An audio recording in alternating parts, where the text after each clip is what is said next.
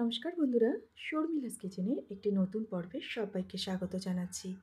আজকে আপনাদের জন্য নিয়ে চলে এসেছি দারুণ স্বাদের একটি পাতুরি রেসিপি, মোচার পাতুরি। পেঁয়াজ রসুন ছাড়া সম্পূর্ণ নিরামিষ এই মোচার পাতুরি গরম ভাতের সাথে খেতে কিন্তু অসাধারণ লাগে। তো চলুন ঝটপট বন্ধুরা রেসিপিটি দেখে নিই।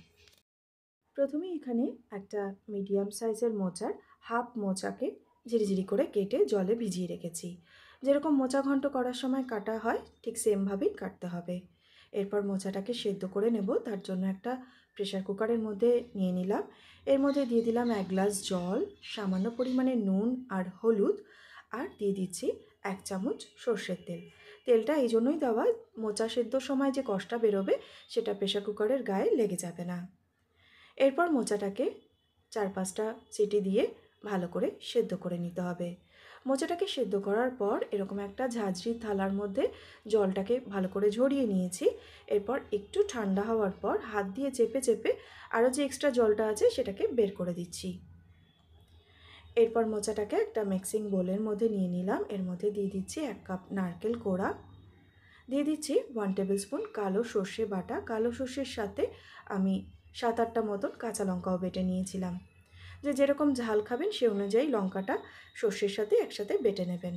দিয়ে দিলাম স্বাদ অনুযায়ী নুন, সামান্য পরিমাণে হলুদ গুঁড়ো, লঙ্কার গুঁড়ো, দিয়ে দিচ্ছি হাফ টিস্পুন চিনি, আর দিয়ে দিচ্ছি 1 টেবিল স্পুন সর্ষের তেল। এরপর সব কিছুকে খুব ভালো করে একসাথে মেখে নিচ্ছি। এখন পাতুরি বানাবার জন্য যে কলা পাতাগুলো নিয়েছি সেই কলা পাতাগুলোকে চৌকো চৌকো করে কেটে রেখেছিলাম। এবার পাতাগুলোকে একটা ফ্রাইং প্যান গ্যাসে বসিয়ে একটু করে সেঁকে নিচ্ছি। এপিট ওপিট এইভাবে উল্টে পাল্টে একটু করে সেঁকে নিতে হবে। তাতে করে যখন পাতুরিটা তৈরি করা হবে তখন পাতাগুলো মোড়বার সময় কিন্তু ফেটে যাবে না। যে কোনো কলা পাতায় মুড়ে পাতুরি তৈরি করার সময় কিন্তু আপনারা এইভাবে একটু পাতাগুলোকে সেঁকে নেবেন।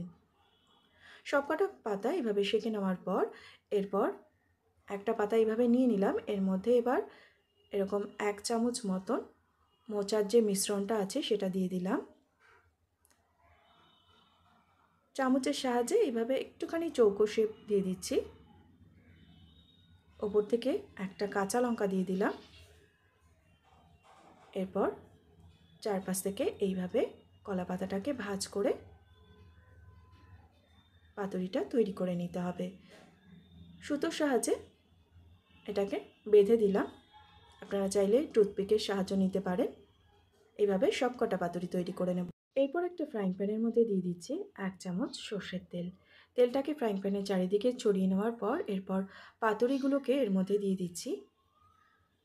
সম্পূর্ণ রান্নাটাই মিডিয়াম ফ্লেমে করব। আরেকটা দিক উল্টে দিচ্ছি। এরপর ঢাকা দিয়ে দিয়ে রান্নাটা করতে হবে। মাঝে মাঝে একটু করে উল্টে পাল্টে দেবেন। যখন দেখবেন এরকম পাতাগুলো একটু পুড়ে পুড়ে গেছে, পাতুরি কিন্তু একদমই তৈরি গরম ভাতের সাথে।